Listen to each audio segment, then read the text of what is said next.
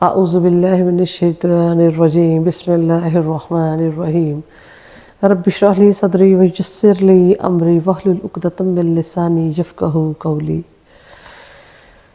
آج کا جو ہمارا موضوع ہے وہ ہے سورۃ البقرہ، پارہ نمبر 1 اور آیت نمبر 43، 44 اور 45۔ بسم اللہ الرحمن الرحیم وَأَقِیمُوا الصَّلَاةَ وَآتُوا الزَّکَاةَ وَارْكَعُوا مَعَ الرَّاکعِینَ أَتَأْمُرُونَ النَّاسَ بِالْبِرِّ وَتَنْسَوْنَ أَنفُسَکُمْ وَأَنْتُمْ تَتْلُونَ الْکِتَابَ أَفَلَا تَعْقِلُونَ وَاسْتَعِینُوا بِالصَّبْرِ وَالصَّلَاةِ وَإِنَّهَا لَكَبِیرَةٌ إِلَّا عَلَى الْخَاشِعِینَ الَّذِینَ یَظُنُّونَ أَنَّهُم مُّلَاقُو رَبِّهِمْ وَأَنَّهُمْ إِلَیہِ راجعون۔ یہ میں نے ایک اور آیت پڑھ لی ہے۔ یہ ہمارا آج الحمدللہ الحمدللہ جو ہے وہ ربع ہو چکا ہے، چوتھا حصہ پارہ نمبر 1 کا۔ اللہ پاک کا بے حد احسان۔ بسم اللہ الرحمن الرحیم۔ اب ہم ترجمہ دیکھتے ہیں۔ وَأَقِیمُوا الصَّلَاةَ اور نماز قائم کرو، وَآتُوا الزَّکَاةَ اور زکوٰۃ دو، وَارْکَعُوا اور رکوع کرو، مَعَ الرَّاکعِینَ رکوع کرنے والوں کے ساتھ۔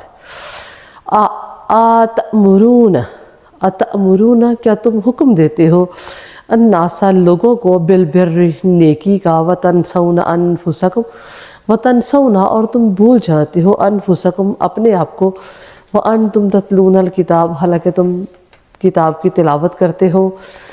افلا تعقلون کیا تمہیں عقل نہیں آتی، کیا تم سوچتے نہیں۔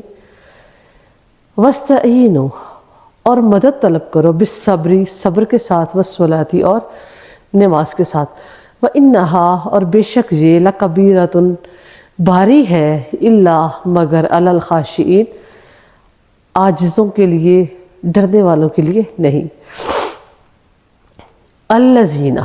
الذین جو لوگ، یظنون گمان رکھتے ہیں، انہم ملاقو کہ بے شک وہ ملاقات کریں گے، ربہم اپنے رب سے، وانہم الیہ راجعون اور بے شک انہیں اسی کی طرف لوٹ کر جانا ہے۔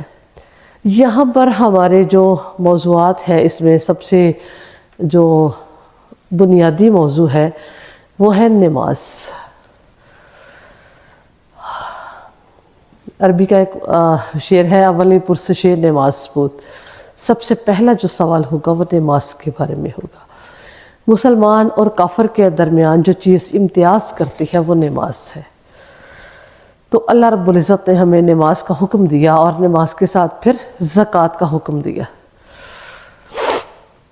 دو چیزیں ہیں جو اللہ رب العزت نے بیان کی ہیں، اور ہمارے لیے اللہ پاک نے قرآن مجید میں ایک دفعہ نہیں، 2 دفعہ نہیں، 3 دفعہ نہیں، بے شمار دفعہ نماز کا ذکر جو ہے وہ اللہ پاک نے کیا۔ اللہ رب العزت اگر ہمیں ایک دفعہ بھی کہتے کہ نماز قائم کرو تو ہمارے لیے اتنا ہی اس کا درجہ ہوتا، اتنی ہی اس حکم کی جو ہے وہ اہمیت ہوتی جیسے کہ اب ہے۔ لیکن بار بار اللہ رب العزت نے نماز کے احکامات جو ہیں وہ ہمیں بتا کر اس کی جو ہے اہمیت، اس کی امپورٹنس جو ہے وہ ہمارے سامنے اجاگر کی ہے۔ اللہ رب العزت کہتے ہیں نماز جو ہے وہ اقام الصلاۃ، اقیم الصلاۃ، صلاۃ کے لفظی معنی جو ہے وہ دعا کرنے کے ہیں۔ تو نماز میں ہم کیا کرتے ہیں؟ دعائیہ ہی تو ہے۔ سب سے پہلے ہم جو ہے وہ اللہ رب العزت کی حمد و ثنا بیان کرتے ہیں، سورۃ فاتحہ پڑھتے ہیں، سورت ملاتے ہیں، اللہ کی بڑائی اور بزرگی بیان کرتے ہیں۔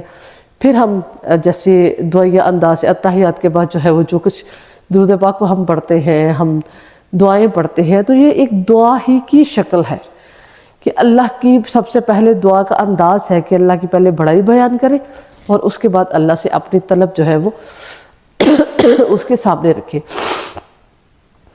تو صلاۃ کا جو لفظی معنی ہے، جو لغوی معنی ہے وہ ہے دعا، اور اقامت کہتے ہیں سیدھا کھڑے کرنے کو، کسی بھی چیز اقامت، جیسے ہم کہتے ہیں بھئی اقامت ہے، نماز میں بھی قیام ہے، اقامت اور قیام ایک ہی لفظ ہے۔ تو اللہ رب العزت نے یہ نہیں کہا اقرأ الصلاۃ نماز پڑھو، اللہ نے کہا اقیم الصلاۃ نماز کو قائم کرو اس کے تقاضوں کے ساتھ۔ اب تقاضے کیا ہیں، اس میں پھر جو ہے وہ ڈیفرنٹ موضوعات ہیں کہ نماز کو اس کے تقاضوں کے ساتھ کیسے قائم کرنا ہے۔ سب سے پہلے جو چیز ہے وہ تو ہے وضو۔ نماز کے لیے جو سب سے ضروری اور اہم چیز ہے وہ کیا ہے، وضو۔ وضو جو ہے اس کو اچھے سے جو ہے وہ ہم کریں، اور جیسے اللہ رب العزت نے ہمیں حکم دیا ہے کہ وضو جو ہے وہ کرنا ہے، اور نبی پاک صلی اللہ علیہ وآلہ وسلم نے جو اس کی سنتیں بتائی ہیں وہ سب جو ہے وہ احسن طریقے سے جو ہے وہ ادا کرے، اور جلدی میں نہ کرے کہ اعضاء جو ہے وہ خشک رہ جائیں۔ جو اعضاء اللہ رب العزت نے دھونے کا حکم دیا ہے وہ اگر پراپر جو ہے وہ نہیں دھلتے تو نماز جو ہے وہ نہیں وضو ہی نہیں ہوگا تو نماز کیسے ہوگی۔ تو سب سے پہلے یہ ہے کہ ہم اچھے آداب کے ساتھ اور آسان طریقے سے جو ہے وہ وضو کریں، اور پھر نماز جو ہے اس کو جلدی جلدی نہ پڑھے، تیز تیز نہ پڑھے، آرام آرام سے ٹھہر ٹھہر کر جو ہے وہ نماز کو پڑھے۔ اور دوسری چیز جو ہے سب سے جو امپورٹنٹ ہے، جو نماز پڑھنے کا جو مقصد ہے وہ یہ ہے کہ ہم غلط باتوں سے بچیں۔ اللہ پاک قرآن پاک میں ارشاد فرماتے ہیں ان الصلاۃ تنہی عن الفحشاء والمنکر، بے شک نماز بے حیائی اور بری باتوں سے روکتی ہے۔ تو یہ اقامت صلاۃ ہے کہ ہم جو ہے وہ بے حیائی اور بری باتوں سے رک جائیں۔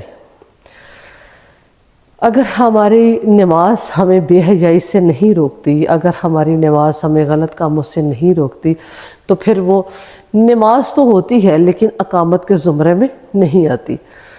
دوسری چیز ہے وہ آت الزکوٰۃ، اور زکوٰۃ دو۔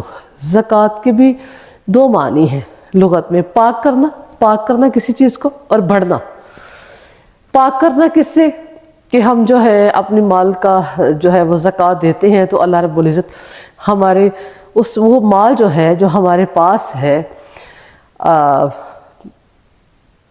وہ مال جو ہے وہ ہمیں اللہ رب العزت اس کو پاک اور صاف کر دیتے ہیں۔ اگر ہمارے اس میں کوئی کمی کوتاہی ہو تو ہم جب اس میں سے زکوٰۃ نکالتے ہیں تو اللہ رب العزت بقیہ مال جو ہے اس کی ہمارے لیے جو ہے وہ اجازت ہوتی ہے کہ ہم جیسی مرضی جو ہے وہ چاہیں اس کو خرچ کر سکیں۔ اللہ رب العزت نے جو ہمارے ذمے ایک چیز لگائی تھی وہ ہم نے ادا کر دی۔ دوسری چیز یہ ہے کہ مال ہمارا بڑھتا ہے۔ بظاہر تو ایسے لگتا ہے نا جیسے 100 میں سے آپ نے 2.5 روپے نکال دیے تو مال جو ہے وہ کم ہوا ہے، لیکن حقیقتاً مال جو ہے وہ بڑھتا ہے۔ اللہ رب العزت کے راستے میں جب ہم دیتے ہیں تو اللہ پھر ہمارے لیے اور زیادہ رزق کے دروازے جو ہیں وہ کھولتے ہیں۔ اللہ پاک فرماتے ہیں من ذا الذی یقرض اللہ قرضا حسنا فیضاعفہ لہ اضعافا کثیرا۔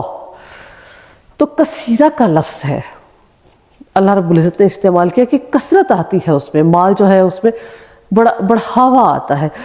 تو زکوٰۃ کے جو لغوی معنی ہے وہ ہے مال کو پاک کرنا اور اس کا بڑھنا، اور اصطلاح شریعت میں مال کا وہ حصہ جو اللہ رب العزت نے ہمارے اوپر فرض کیا ہے کہ ہم اس کو نکالیں، تو وہ ایک مخصوص حصہ جو 2.5% ہے، جتنا بھی آپ کے پاس مال ہے اگر وہ آپ کے پاس ہے، اس کو پڑے ہوئے 1 سال گزر گیا تو پھر اس میں سے 2.5% جو ہے وہ ہم اللہ کے راستے میں نکال دیں گے۔ دوسری چیز جو ہے اللہ رب العزت نے بیان کی ہے وَارْكَعُوا مَعَ الرَّاكِعِينَ، اور رکوع کرو رکوع کرنے والوں کے ساتھ۔ اب اللہ ویسے ہی ہمیں کہہ دیتے ہیں نماز پڑھو بھائی، نماز پڑھنے والوں کے ساتھ خصوصیت سے رکوع کا ذکر کیوں کیا ہے؟ تو یہاں پر سب سے پہلی بات تو یہ ہے کہ اللہ رب العزت نے رکوع کہہ کر نماز ہی کو مراد لیا ہے۔ جیسے ہم کہتے ہیں بھئی اس نے اپنی انگلیاں کانوں میں ٹھونس لی، تو ہم پوری انگلی تو کان میں نہیں نہ ٹھونستے، ٹھیک ہے؟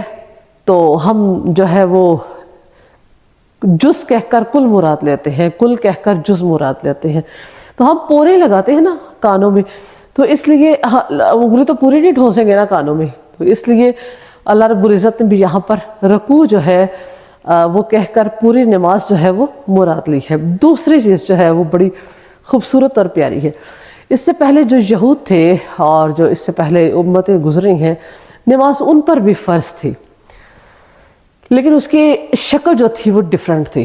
اس میں سجدہ بھی تھا، اقامت بھی تھی، رکوع نہیں تھا. تو یہ رکوع جو ہے یہ صرف مسلمانوں کے لیے اور اسلام ہی کا خاصہ ہے کہ اللہ رب العزت نے ہمارے نماز میں رکوع رکھا ہے. اس لیے اللہ پاک نے تخصیص اچھے طریقے سے، آسان طریقے سے جو ہے وہ کہا کہ رکوع کرو رکوع کرنے والوں کے ساتھ. اس سے جو سبق نکلتا ہے، اس سے جو نتیجہ اخذ ہوتا ہے وہ کیا ہے کہ نماز کو باجماعت ادا کرے. باجماعت نماز جو ہے یہ بہت ضروری ہے. باجماعت نماز کے حکم جو ہے اللہ پاک نے اقیموا الصلاۃ وآتوا الزکاۃ وارکعوا مع الراکعین، نماز قائم کرو، زکوٰۃ دو اور رکوع کرنے والوں کے ساتھ رکوع کرو. یہ حکم جو ہے اللہ پاک نے یہ کس درجہ پر ہے، اس میں علماء فقہا کا جو ہے وہ اختلاف ہے. ایک جماعت صحابہ و تابعین اور فقہاء امت کی جماعت کی جو ہے وہ جماعت کو واجب قرار دیتی ہے اور اس کے چھوڑنے کو سخت گناہ، اور بعض صحابہ کرام تو اس نماز کو جائز ہی قرار نہیں دیتے جو گھروں میں پڑھی جائے. گجا کیجیے کہ آپ کو کوئی شرعی عذر ہے، آپ بیمار ہیں، آپ کوئی ایسا مسئلہ ہے، بہت شدید بارش ہے، گلیوں میں پانی ہے اور آپ جو ہے وہ مسجد میں نہیں جا سکتے، یا کوئی اور آپ کو بڑی کوئی مشکل آ پڑی ہے جس کی وجہ سے آپ مسجد جو ہے وہ جانے سے قاصر ہے، تو گنجائش نکلتی ہے. ایک حدیث میں ہے حضور نبی کریم صلی اللہ علیہ وآلہ وسلم نے فرمایا لا صلاۃ لجار المسجد الا فی المسجد. ابو داؤد کی روایت ہے، یعنی کہ مسجد کے قریب رہنے والوں کی نماز صرف مسجد ہی میں جائز ہے. اور صحیح مسلم میں حضرت ابو ہریرہ رضی اللہ تعالی عنہ جو ہے وہ نقل کرتے ہیں کہ ایک نابینا صحابی تھے. انہوں نے کہا یا رسول اللہ صلی اللہ علیہ وآلہ وسلم، مجھے دکھتا نہیں ہے اور مجھے کوئی ایسا آدمی بھی نہیں ہے جو مجھے مسجد میں لا سکے، تو اگر آپ اجازت دیں تو میں گھر پہ نماز پڑھ لیا کروں. حضور صلی اللہ علیہ وآلہ وسلم نے پہلے تو انہیں کہا کہ ہاں آپ پڑھ سکتے ہیں.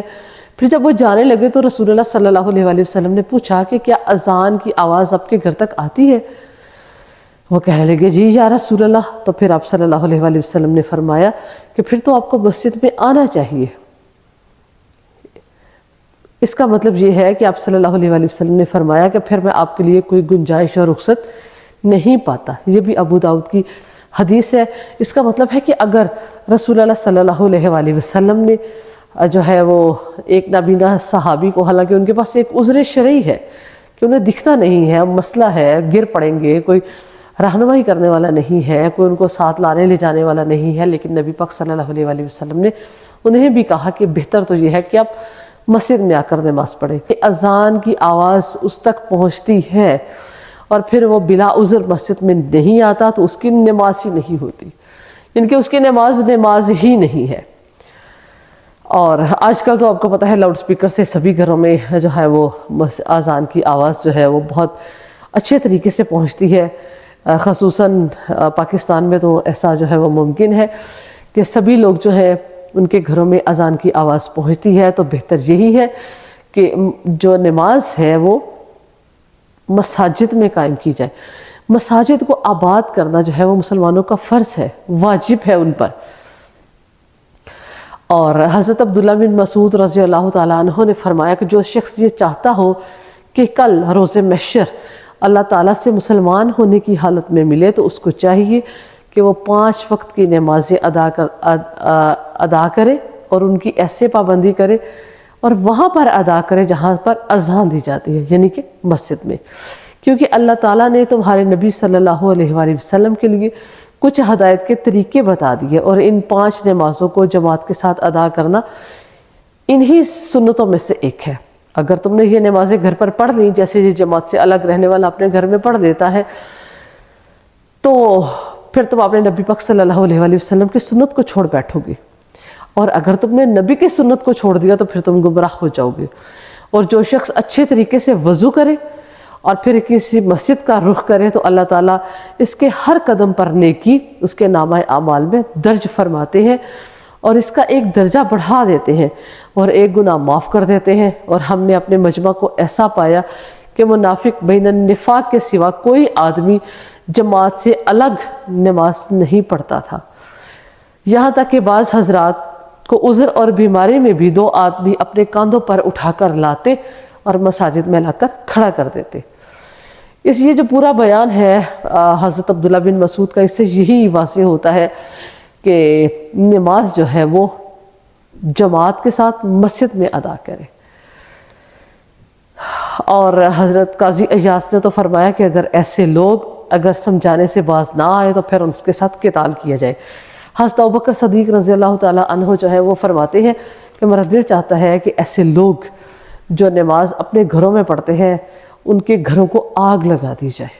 گویا کہ نماز جماعت کے ساتھ پڑھنے کا یہ سنت موقدہ ہے، اور آپ کو پتہ ہے کہ سنت موقدہ اس سنت کو کہتے ہیں جس کو آپ کسی عذر کی بنا پر 1 دفعہ چھوڑ سکتے ہیں، 2 دفعہ چھوڑ سکتے ہیں، لیکن اگر وہ آپ کی عادت بن جائے تو وہ گناہ کبیرہ ہے۔